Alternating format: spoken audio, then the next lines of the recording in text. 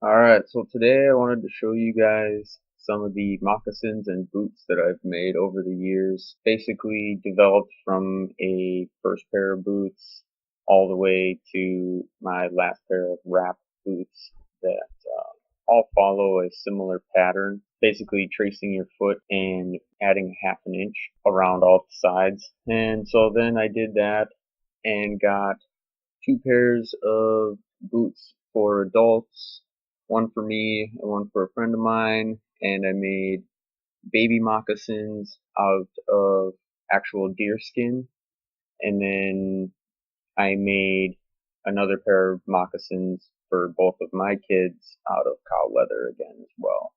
So all of them followed the same pattern as this pair. It's one piece of leather plus the tongue. I ended up wearing mine often enough to where they got broken in and developed this really hard pad, and I really liked it once it got broken in. I kept treating it with deer tallow to try and keep it soft, but just over time it got too thin and didn't hold up. So there's one seam all the way around, and typically along the top there would be that seam here as well. But overall, I just made it a basic construction, more worried about it holding itself together and being somewhat waterproof, weatherproof. So these seams here is just basically joining all of the one single piece together, and then there's a square flap on the back side that folds up and you stitch to the outside as well. And then adding the tongue, and again, generally you'd have a piece wrapped around the whole outside of the moccasin so that you can kind of lace it up a little bit better. My stitching awl is basically the main tool that I use for these, for the moccasins at least. I used a waxed thread in there, and then I have a curved needle, and there's also this straight needle in here too. But I kind of like the curved needle just because it gives you a little bit of a hook, and a little bit more of a gap once you push it through to try and thread the wax thread back through. It's stuck around that little post, and that's to give it some tension. And then the spool is stuck in here, and that's again, I just keep refilling that with the waxed braided thread. Um, Overall, that's again like the main tool for making moccasins. But when you're making a larger pair of boots or punching the holes for the eyelets, I guess you would call it. These hole punches work pretty well. Most of the teeth have fallen out, or most of the punches have fallen out of mine, but I just have the ones glued back in that I use or that I need, so I don't necessarily need all of them.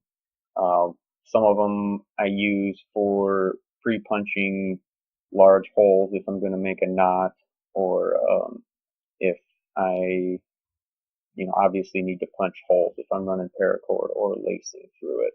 So small diameter holes, and then for some of the wax thread, and then a large diameter hole for the lacing, leather laces. I have these wrap boots, which is basically the same idea. It has this little tongue bit sewn on there, but then instead of the basic little bottom part, I have, instead of this little bottom of the shoe, I also added the shoulder of a piece of leather, and I sewed that on there. And so these shoulders, and then I also did use the lacing on these. So the shoulders are kind of a scrap piece that I had, and then you can see I stitched all the way around the ankle. So rather than folding it over, I just used that gap to stitch it over, and went kind of heavy duty. Again, where I put the knots, I punched those small diameter holes, and then where I have the lacing threaded through is where I use the large diameter holes. But basically the exact same construction. I wear these too. These are more like a good fall boot, but they also fit inside my larger pair of boots, which I have another video about. So This pair was my last pair that I made, so it's kind of, almost one of the best pairs in terms of the best fitting pair.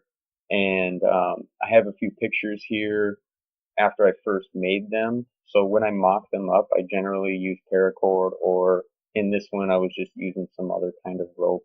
So I also made these canvas chaps, which I made a pair for my buddy as well.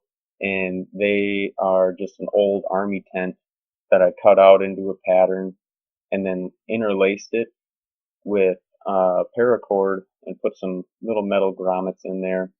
So then you can wear it loose like a chap, or you can pull the lacing tight in the back, and you can wear it tight like a pant. And so that in this picture, I have them obviously pulled tight like a pant, and the boots wrapped around over the top. So it's like I said, it works pretty well waterproofing in the fall time, and I really enjoy wearing both of these pairs. The smaller pair of moccasins, I probably got to get some new leather and just make a new pair of those moccasins. So maybe that'll be a future video that I can show you guys how I go about making it actually, rather than just showing off the finished product.